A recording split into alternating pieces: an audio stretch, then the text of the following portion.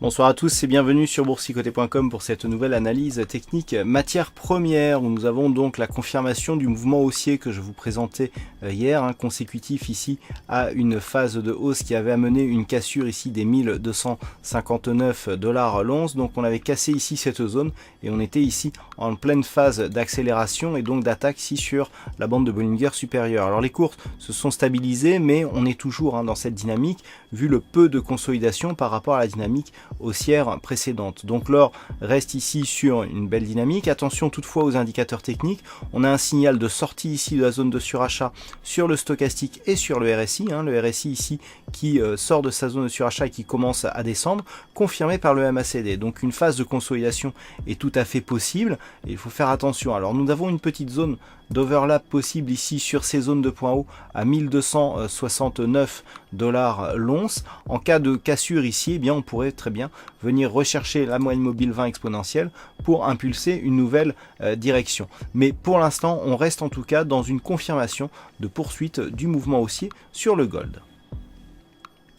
Et puis sur le WTI, nous sommes toujours ici sur une dynamique haussière suite à la rupture, enfin au test et à la rupture de cette zone des 51,50 $ le baril. On est venu tester la résistance qui après franchissement a été validée comme support. Ce point de contact a validé aussi un contact sur la moyenne mobile 20 exponentielle qui a validé une poursuite du mouvement haussier qui a inscrit de nouveaux plus hauts significatifs aujourd'hui. Alors attention car du point de vue des indicateurs, nous avons des signaux qui iraient vers une possible phase de consolidation. On voit ici sur le stochastique et sur le RSI une sortie de la zone de surachat. Certes, le MACD qui n'a quasiment pas d'amplitude reste neutre malgré un petit mouvement baissier ici qui est en train de se développer, mais le signal vient surtout ici de ces oscillateurs dont on sait que la sortie de la zone de surachat nous donne en général des signaux de consolidation. Alors si tel était le cas, nous avons une petite zone d'overlap possible ici sur ces niveaux, voilà, des 52,75 $ le baril. Si les cours viennent ici valider ce niveau, cela ne remet pas en cause la dynamique en cours.